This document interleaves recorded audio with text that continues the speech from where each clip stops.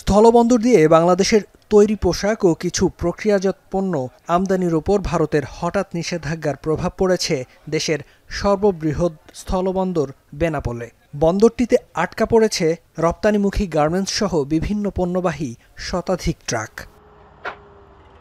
বেনাপোল বন্দর দিয়ে প্রতিদিন ভারতে 250 থেকে 300 ট্রাক বিভিন্ন পণ্য রপ্তানি হয়, যার মধ্যে শতাধিক ট্রাকে থাকে তৈরি পোশাক। যৌক্তিক কারণ ছাড়া এমন নিষেধাজ্ঞায় দুই দেশই ক্ষতিগ্রস্ত হবে বলে মনে করছেন ব্যবসায়ী নেতারা।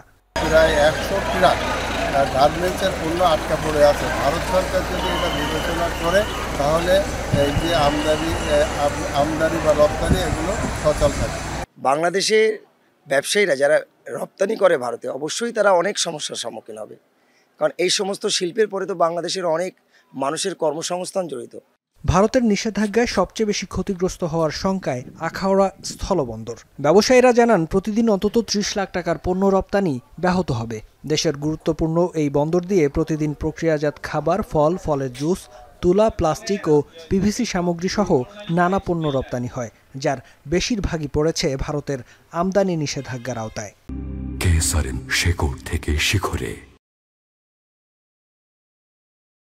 তো নতুন করে যে নিষেধাজ্ঞা দিচ্ছে আমাদের এক্সপোর্টগুলোতে, এটা তো আসলে অনেক আমাদের ইম্পোর্টটা আসলে বন্ধ হয়ে যাওয়ার একটা কার্যক্রমে চলে গেছে। আমরা উভয় দেশের উত্তোলন হওয়া খুব শীঘ্রই উচিত। এটা না হইলে আমরা ব্যবসায়ীরা অনেক ক্ষতির সম্মুখীন হব। অন্যান্য বন্দরের মতো বিরূপ প্রভাব পড়েছে কুমিল্লার বিবির বাজার স্থলবন্দরে। গেল 2 মাসে এই বন্দর দিয়ে প্রায় 44.5 কোটি টাকার পণ্য রপ্তানি হয়। এই ধারা অব্যাহত রাখতে সরকারকে উদ্যোগী হওয়ার আহ্বান জানান ব্যবসায়ী নেতারা। বাংলাদেশের সাথে ভারতের যে বাণিজ্য ঘাটতি, সেটা আরও বেড়ে যাবে। সময় এসেছে যেগুলো নিয়ে ভাবার, যে কীভাবে এই বাণিজ্য ঘাটতিটা কমানো যায়। সেই পদক্ষেপ আমার মনে হচ্ছে সরকার চিন্তা করছেন, এবং সেই চিন্তার প্রতিফলন হয়তো আমরা আস্তে আস্তে দেখতে পাব। ক্ষতিগ্রস্ত হবে চাঁপাইনবাবগঞ্জের সোনা মসজিদ স্থলবন্দরের রপ্তানি বাণিজ্য। প্রতিদিন এই বন্দর ব্যবহার করে 20 লাখ টাকার তৈরি পোশাক, জুট, সুতা, প্লাস্টিক পণ্য, জুস ও কনফেকশনারি পণ্য রপ্তানি হতো, যা এখন অনেকাংশেই ব্যাহত হবে। 8-10টা আইটেম তারা নিত, গতকালকে 6টা আইটেমে তারা নিষেধাজ্ঞা দিয়েছে যে স্থলবন্দর দিয়ে এই সব আইটেমগুলো ঢুকবে না।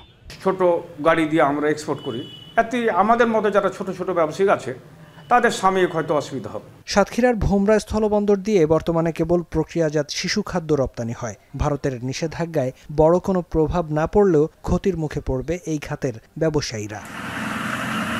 এদিকে ভারতের আমদানি নিষেধাজ্ঞায় তেমন কোনো প্রভাব পড়েনি পঞ্চগড়ের বাংলাবান্ধা ও দিনাজপুরের হিলি স্থলবন্দরে। বন্দর ব্যবহারকারীরা জানান, এসব বন্দর দিয়ে রপ্তানি হওয়া বেশিরভাগ পণ্যই নিষেধাজ্ঞার আওতামুক্ত।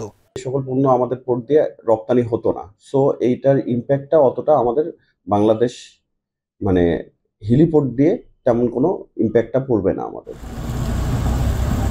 শনিবার স্থলবন্দর দিয়ে বাংলাদেশের তৈরি পোশাক ও কিছু প্রক্রিয়াজাত পণ্য আমদানির উপর নিষেধাজ্ঞা জারি করে ভারতের বৈদেশিক বাণিজ্য অধিদপ্তর। এর আগে তাদের নিষেধাজ্ঞায় বন্ধ হয় ভারতের বিমানবন্দর ব্যবহার করে তৃতীয় কোনো দেশে গার্মেন্টস পণ্য রপ্তানি। ফেরদৌস আবির, এখন।